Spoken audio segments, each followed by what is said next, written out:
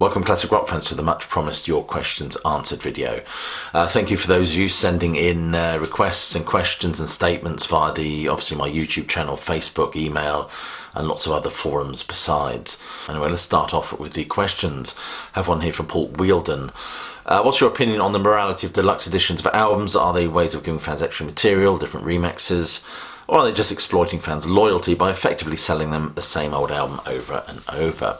I think it's very much a case-by-case basis. I mean, you take those Tull reissues, they're worth every penny spent and more, in fact. They're packed and dense with information, interviews, wonderful contributions from Ian Anderson as well as other band members, people involved with Tull, the tours and design and sound engineers. It's everything that a hardcore fan of any band would want. But some stuff comes out which to me strikes me as a bit of a cash grab.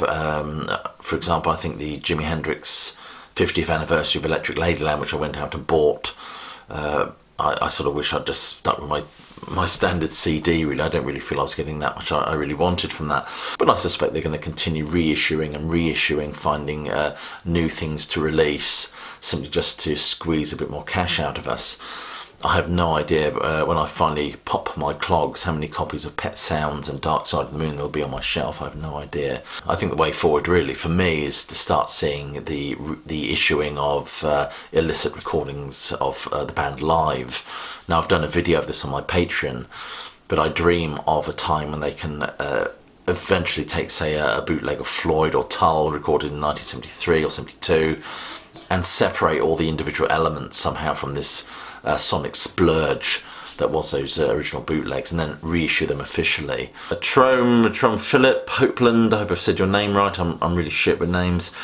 How old were you when you bought your first record? I was about 11. It was I think it was the Adam and the Ants Stand and Deliver single, or it may have been Ant Music. I told you that story about my buying of the Ant Music single, I think on Albums That Changed My Life. There's a video that's on my page at the moment. I think I bought it for about 10p from a newsagent, so I guess that was probably the first record I bought. Sally Gannon, what other reviewers do you admire, both YouTube and non-YouTube? Are there any rock journalists who really influence the way you look at music?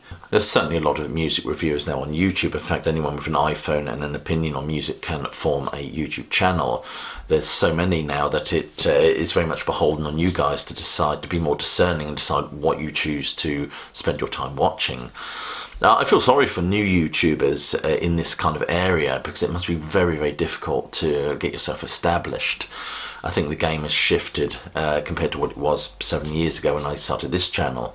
I think if you're a new YouTuber creating a music review channel, you have to think about what you offer that's different from what everyone else is talking about. Something distinctive that perhaps sets you apart from the sheer volume of traffic on this platform. In the case of reviewers, of course, it tends to be a review by review basis with me. I don't really find myself attached to any one particular writer. I do like the reviews of Lester Bangs. I must admit, he was quite a colourful maverick figure. Don't agree with him all the time, but I do enjoy them. And there were some wonderful books out there written by rock music journalists. I mean, I really enjoyed John Harris's book on Dark Side of the Moon, or the evolution of Dark Side of the Moon, so to speak. Bill Janovitz, some of the stuff he's written I really enjoy. And I'd really recommend Charles Le Grenata's book on Pet Sounds. In terms of YouTube channels, the ones that I like to watch, I quite enjoy Pete over at Sea of Tranquility. He has this avuncular everyman figure, bloke down the pub sort of vibe to him. I really enjoy his musings on music. I quite like Notes Review. I like what he has to say about music. I like his presentation style and the albums he talks about. And I quite like Canadian Stud Muffin, as I'm a fan of high quality entertainment, of course. I think the Rock Music History channel is one that's definitely worth subscribing to, and I quite like Life in Surround, who I don't have a surround system, but nevertheless I'm interested in his views on surround sound mixes. He's kind of carved out a niche in that respect for himself. For my own channel, I choose to offer something that is dense, thorough, well researched, and fuses the disciplines of things like philosophical inquiry, literary criticism, and this great music, and they gel quite well together, I think. Okay, Joey Bruno, curious to know your opinion of Porcupine Tree, pre-2002, post-2002, the Gavin Harrison era, and Porcupine Tree in general. I'll be honest with you, I find this one difficult to answer, as I'm not that familiar with Porcupine Tree, or not intricately enough to speak about it at length. I do know In Absentia, which is an album that I really, really love, which also came out as a deluxe edition recently. Alex Conway asks, are you a fan of The Cure? If so, which records stand out? Thanks for the content, Barry. My pleasure. I'm not a huge fan of them, but I do like them. I love the album Disintegration, which I think is pretty highly rated within the paradigms of The Cure, so to speak.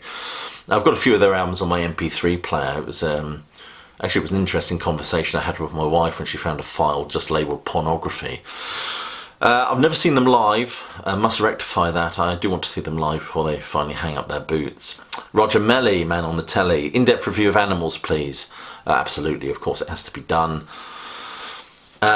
Gianni Tomiote. Again, I apologise, I am shit with names. Do you know the British band Gomez? I think Bring It On and Liquid Skin are quite good, particularly the former. I certainly do know them. I've watched quite a few live videos by them on YouTube. They have a very laid-back, couple of beers type vibe to them. I don't know if I'm doing them a disservice or not. Alex L, favourite Rush lyric? My God, that's a hard one. You think about all the beautiful, profound lyrics that Neil Peart has offered us over the years. I do love the sentiment in the song Time Stands Still, as I come to the realisation that there are actually more years behind me than ahead of me. This... I just find it quite interesting, fascinating, this idea of trying to cling to a singular moment, but simply not being able to. I dearly love that song, and obviously that very valedictory quality we get in the song The Garden, of course, which is, these songs have become even more poignant since Neil Peart's passing. I love the lyrics in, there's just so many songs. I love Subdivisions as well. I think one of my favourite lyrics is from a song, I think it's called Bravado. It's from the Roll the Bones album, which I must admit, I think I'm the only one that seems to love that album. The lyric is, if love remains, though everything is lost, we'll pay the price, but we will not count the cost. Wonderful, wonderful, great loss. David Tripney, can you please include Oasis in your classic album reviews? They're not on my immediate radar, to be honest with you. However, I must admit, most of my videos tend to be on the music that I truly love, which tends to be 60s, 70s stuff. Although there's some wonderful albums in the 80s and 90s that I must start exploring through this channel. I've just done a video on Stadium Arcadium, the Red Hot Chili Peppers album. I must do more within that framework, so to speak. Something like Holy Bible by the Manics is one that I've been meaning to. Maybe the first REM album would be one worth looking at. Clee Music has said, well done you, Prog was my guilty pleasure, having been a massive Yes and Genesis fan. I used to discard Jethro Tull, but your analysis made me look again. Thank you, Heavy Horse is a brilliant album. I'm totally loving immersing myself in all things Tull. Excellent, well done you. Hartler Taylor has said, I'm interested in what you think about the band's influence on British prog and pop, and any thoughts you have about the similarities between and differences between British prog and American neo-traditionalism, like, say, Days of Future Past versus Nashville Skyline, for instance. The different yet similar trajectories out of the 60s psychedelia that different artists took is an interesting one to me. As well. I'm fascinated with psychedelia, especially American psychedelia. I always think that's hardcore, the real McCoy, really. I do feel that the English stuff tended to be a little bit too whimsical for my taste. I'm actually reading this wonderful book at the moment by William Schnabel, Love and Hate. It's all about the Haight-Ashbury scene. It's a fabulous book. It's interesting, of course. Dylan's one of those artists that is certainly a trailblazer, and his rejection of the swirling formlessness of psychedelia when he decamped, and with the band, of course, and they produced those wonderful basement tapes. Billy Bragg, of course, locates this as the origins of alternative country. But the band are hugely influential. They certainly influenced George Harrison, the Beatles, and loads of other artists besides. I think the more interesting question here is the different paths that the UK and the USA took out of psychedelia and that counterculture idealism. And this is a theory of mine, but I think in the USA you had the Vietnam War that was raging. You had, of course, the Tate murders, not to mention Altamont, of course.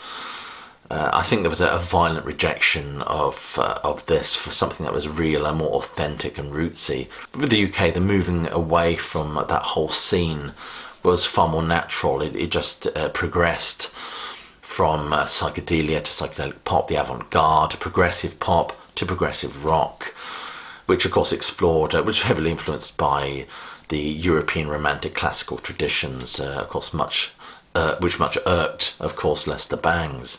So that's the two differences. I think the USA rejection of psychedelia was much more dramatic and violent, turning away from, whereas with the UK it was just an emerging into a different form. As a postscript, I always remember John Peel saying he always rued the day that the nice transmogrified horribly into Emerson, Lake and Palmer. Guns N' Roses metal, really? I think this is a reference to the 10 best heavy metal albums that I put on my channel. I've had lots of people sniping, saying this person obviously doesn't know what heavy metal is.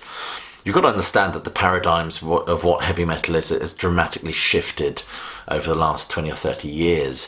When I was growing up in the 70s and very early 80s, heavy metal was very loosely defined. Anything that was with loud, distorted guitars, guitar solos, long hair, and wailing vocals could be viewed as heavy metal. In fact, when I was at school, I remember offering my teacher Pink Floyd's Medal on cassette, and he quickly shot me down by saying, sorry, I don't listen to that hippie heavy metal rubbish. I remember people saying to me, believe it or not, I don't like heavy metal, but I do quite like some Status Quo. So for me, the way I've grown up, there's always kind of been a blurring between when hard rock becomes heavy metal.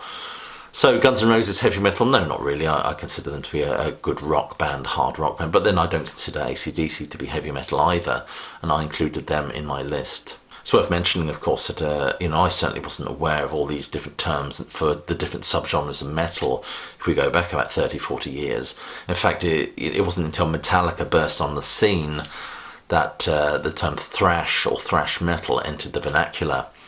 Now, of course, it's become much more nuanced and subgenred. So I am sorry if you feel that my video 10 best heavy metal albums is a bit of a misnomer. If you are interested in heavy metal, there's a wonderful channel on YouTube called Old Head.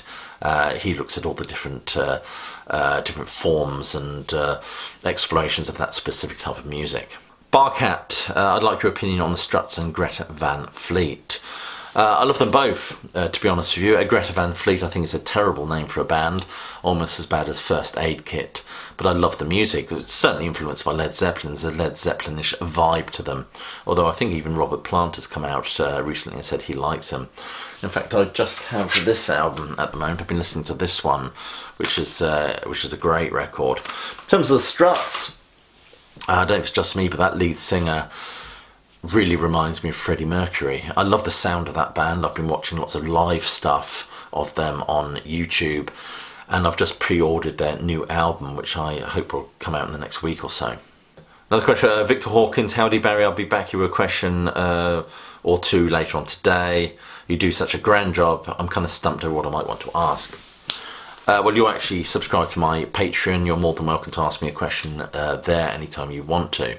SilGeff2, are there any bands you consider too proggy for your tastes?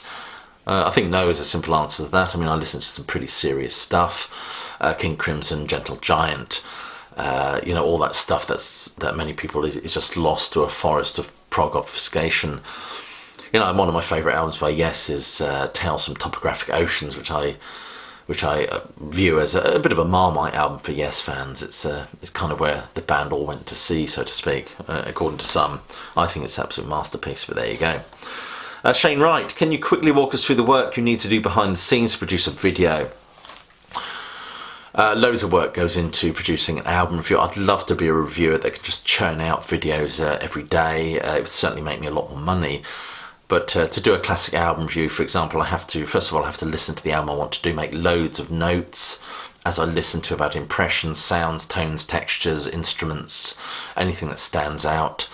I then compile all that onto a Word document with everything I personally know about that album.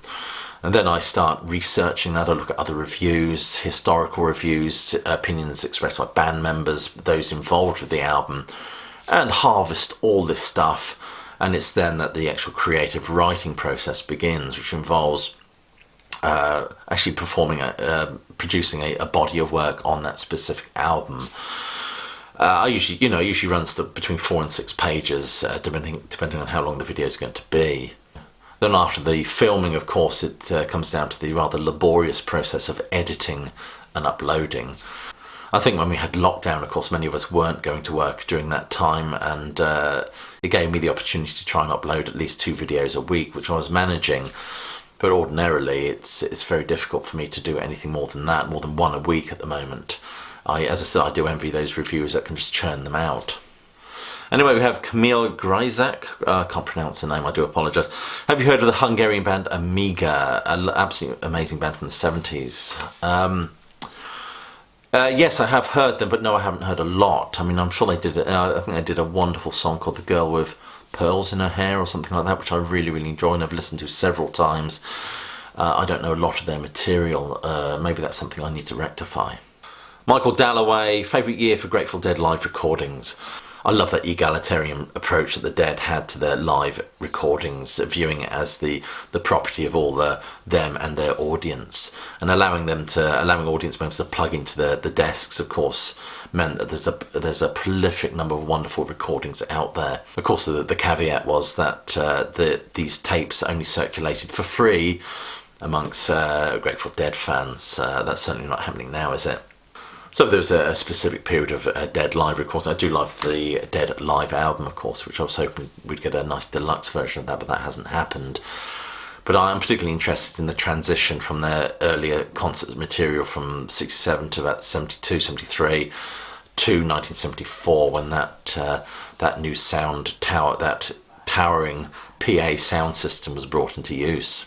Hi, John Mate said, I'd be interested in your views on Ian Anson's solo albums. I enjoyed both. I enjoyed Rupee's Dance, Divinities. My favourite is the Secret Language of Birds. I think it's wonderful. It has a nice pastoral feel to it. I love those essences of spring that are explored. Probably why I love Kate Bush's Ariel so much as well. Yeah, I love Anderson's solo stuff. I mean, Ian Anson, his stuff is imbued with wit and some very wry, interesting observations. I mean, I consider Ian Anson to be a very English writer. He's very much like Ray Davies in that respect. He never went transatlantic on us. But yes, I do enjoy them. My favourite album, The Secret Language of Birds. Must do a classic album review on that. In fact, I think I was going to do a review of Thick as a Brick 2 on my Patreon. I've been meaning to do that for a while. Now, that was an interesting album as well, the way Ian Anson explored the different paths that Gerald Bostock could have taken in his life and where they led to. Crimson King, what's your opinion of Megadeth? Well, there'll be more metal album rankings, reviews. Megadeth I've not listened to an awful lot of at all. I don't really know their stuff. Maybe there's an album that you can recommend that I should give a listen to. Within that kind of genre of music, a band that I really like, a newish band I quite like, is a band called Airborne. And if you like AC/DC, I think they're really worth checking out. Any more metal album rankings? Absolutely. I do want to do the worst to best video on the on Motorhead's albums, of course, perhaps Judas Priest, Saxon, those sort of bands. When that will come about, I don't know. Anyway, thank you so much for your questions and for watching my channel in general. If you appreciate the work that goes into these reviews, do check some of the links below this video for the ways you can support me and the work done here at Classic Album Review. It's always much appreciated. Anyway, as always, thank you very much. Stay safe, but more importantly, please do keep listening.